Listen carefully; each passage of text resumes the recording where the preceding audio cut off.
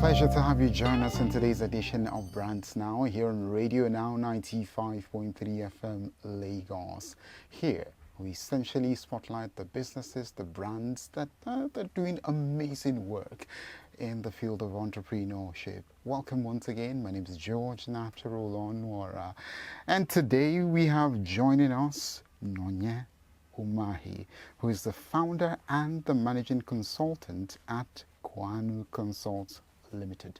Pleasure to have you. Thank you very much, George. Pleased to be here. Awesome, awesome. So let's get into the conversation already. Talk to us about Cuanu. Who are you? What do you do? Just the details. Thank you, George. So Cuanu is a consulting and a training firm, and what we do is just like the name says, consulting and training in the areas of health, business development, management, and human resources. And then we also do a bit of classical music. Interesting. Yes. I really am interested in that classical music beat. Yes, yes. But I'm going to leave it for later. Exactly. All right, but anyways, though, tell us, why did you go into a consulting outfit? Why did you decide to consult? Was there a gap that you were trying to breach, or what exactly pushed you in? Okay, thank you. So my background, I'm a trained medical laboratory scientist, and I got into a field where there's so much knowledge I got while working. I worked in an ISO accredited laboratory, and when you know something is ISO accredited, it means that's the international standard. I worked as a product manager. I worked as a quality assurance executive. So having done all that, and in the private sector, I saw there was a lot of gap in the medical diagnostic sector. So I felt I needed to transfer that knowledge to my colleagues to see that they can actually set up their laboratories to be better, right, and run better with standards. So I started teaching them standards, started teaching them how to be entrepreneurs. And then down the line, I just realized that, come on, entrepreneurship is the same thing everywhere. It's the same concept, just that it now has to be applied to your different industries. So that was when we then decided to expand and then train everybody on entrepreneurship, developing them. And that was when we now started partnering with Smidan, CBN, and the rest of them to do some work for entrepreneurs. So that was actually where it started. Yes. Interesting. Now, I see that you essentially focused on three major, shall I say, sectors, as far as your consulting is concerned, yeah? But I wonder, a lot of entrepreneurs are told to niche down to a particular niche, you know, focus on one particular thing. Now, talk to us about why you decided to go into all three of them, that's one, and how you're able to actually apply the level of depth that is necessary to execute so much so that you've worked with some of the names that you just called the CBNs and whatnot. Yeah. Okay. So, we started with training, just like I mentioned, first of all, training.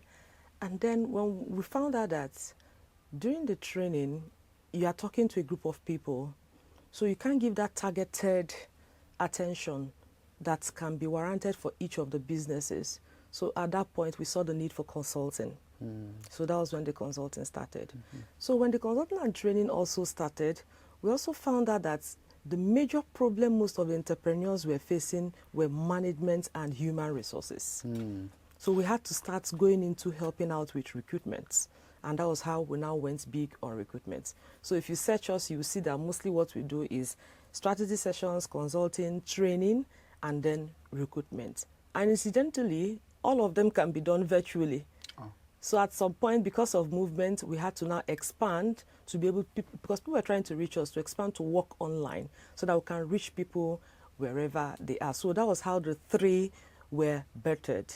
And then we started doing the three of them, depending on what each client needs. And then we give it to them. So it's like, in fact, what we say is that we're a one-stop consult with a tailor-made solution for anybody that comes to us. So far, you are an MSME or a corporate, a big corporate. Interestingly, the three of them are interconnected. Thank you. So that's it. So I've just told you the story of how the three of them came up so that we can give each client that comes to us what they need exactly, tailor-made.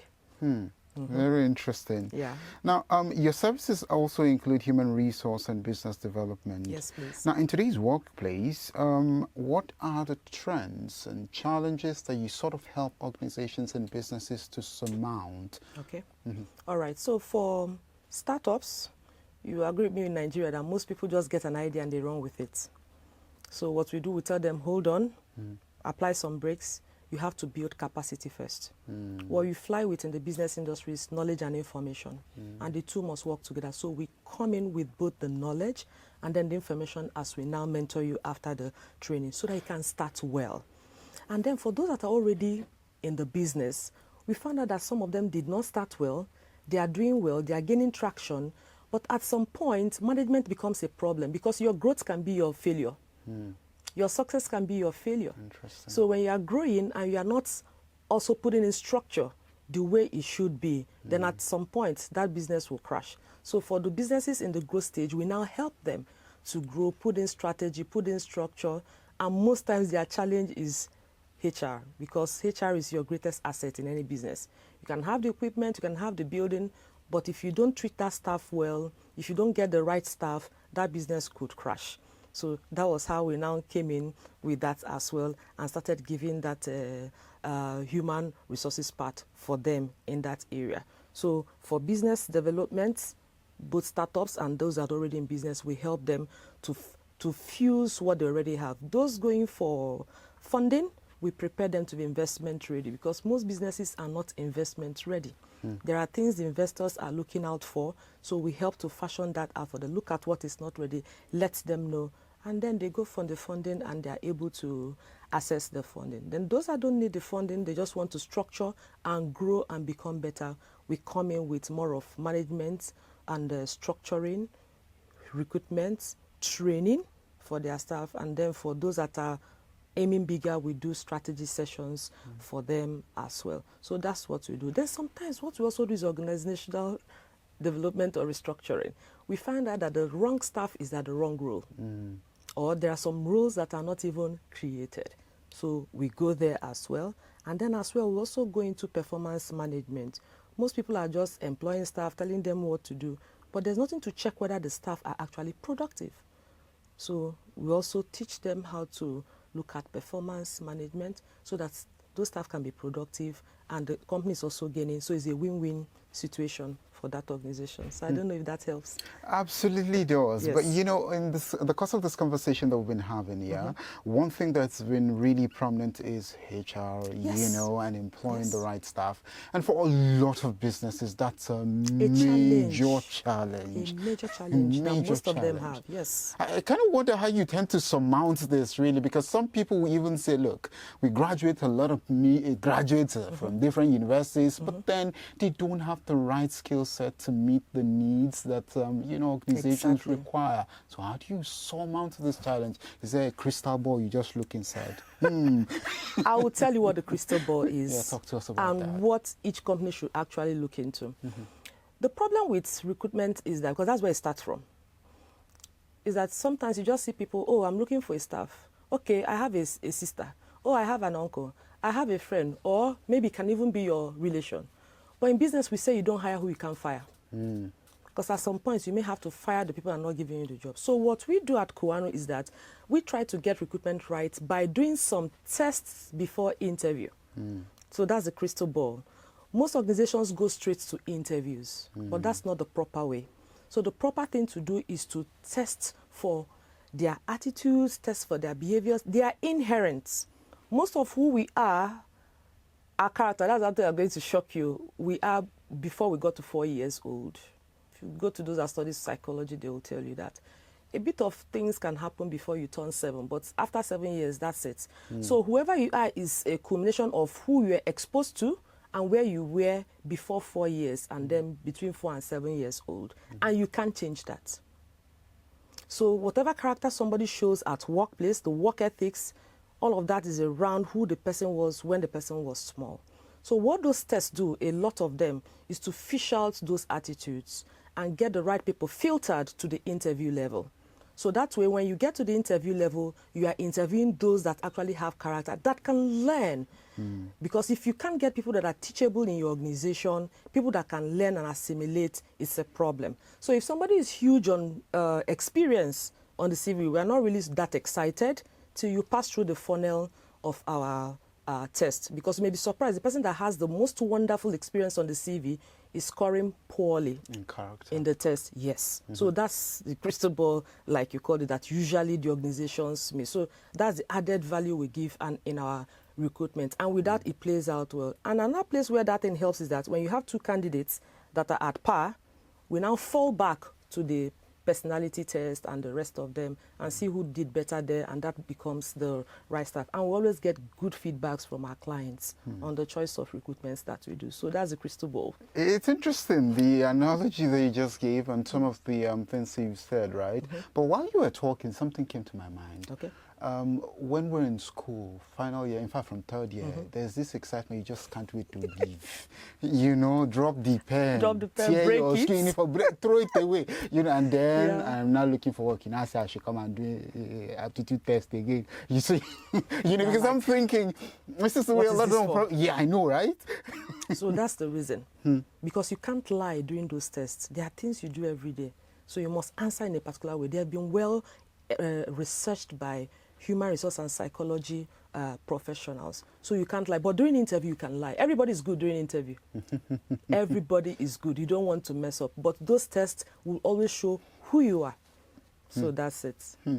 Talk to us about your onboarding process. Say, for instance, I'm a small business and I'd love to actually have you consult for me. Is that the same procedure as, say, a much bigger, say, government agency or something? Talk to us. How does it work, really? It's the same thing.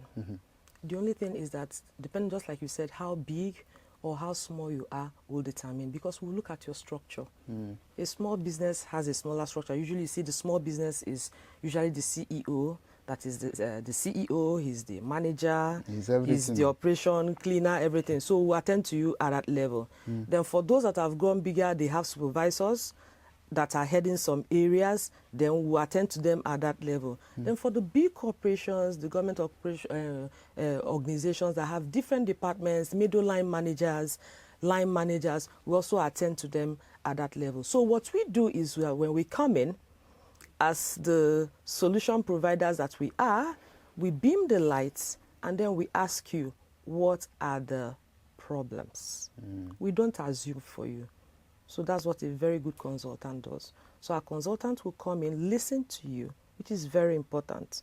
Most people also don't know that art of listening is key, and you can't fail on that as a consultant. Because when you are speaking, we are taking notes. We are even seeing some issues, challenges from what we are saying that you may not even know is a problem. So that's what we do. Then after that, we'll then ask our own questions, and then with that, we can now start seeing a clear picture of what is happening, and then we prefer solutions for you to implement. If you want us to now come in and also do the implementation, that's another side of the game. We can also come in to implement. As we begin to round off this conversation, yeah, you've seen a lot of problems across different organizations that you've worked with. Now talk to us about, say, probably one that you find to be a common challenge across organizations, and probably how other businesses listening can actually, you know, surmount it. Okay. So permit me to say two, because those two are very common. Go ahead. Bookkeeping. It's a very big challenge. And the reason is that you want a loan, you want a grant, you want an investor to come. What does that person look at? Your you records. have to keep, And when I say bookkeeping, bookkeeping is different from accounting, because it's your bookkeeping that the accountant will now work on. And bookkeeping, anybody can do bookkeeping. It mustn't be an accountant.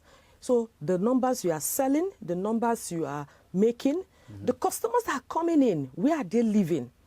What type of people are they? What are the demographics? Because, for instance, if you want to expand, you have to look at where they are coming from and say, okay, I need another branch at this location because most of my clients are coming from there. If you don't keep that record, where will it come from? So those numbers are important, because it's after that the accountant will now use it to develop what the banks want or the investors want. So that's a very big challenge. Most organizations don't keep their bookkeeping and their records. And of course, they don't even have an accountant that will work on them so that whoever is coming in knows what is available. There are so many fundings available for businesses. And it's sad that most of them are not accessing them just because they are not investment ready. And then the second one, like I told you, we've mentioned before, is recruitment. They don't get the right person. And because of that, you see the CEO doing everything.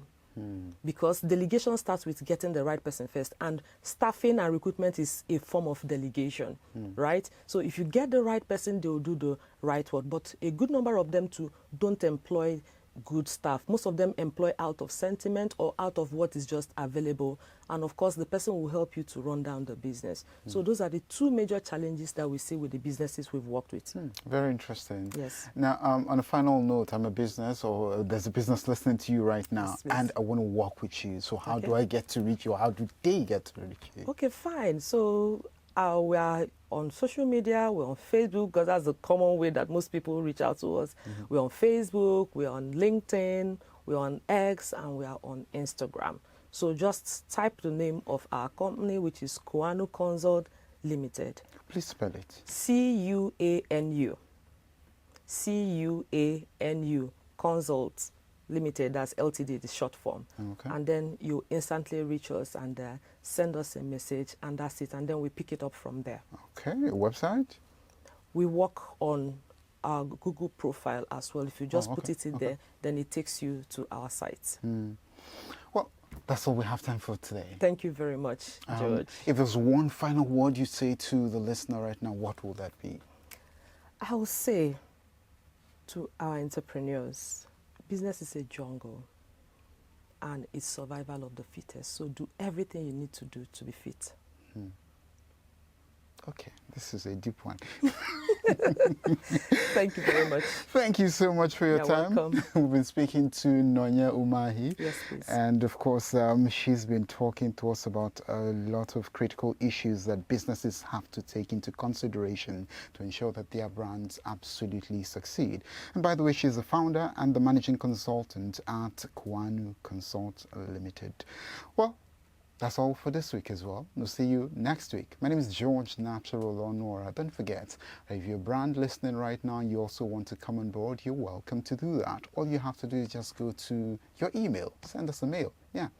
And of course, the email address is marketing@thisisradionow.com. All right. The subject is BrandsNow, and somebody will reach out to you, and you two will be here to sell your market to whoever it is that's listening to us. Stay on Radio Now 95.3 FM Lagos, because we go beyond the news.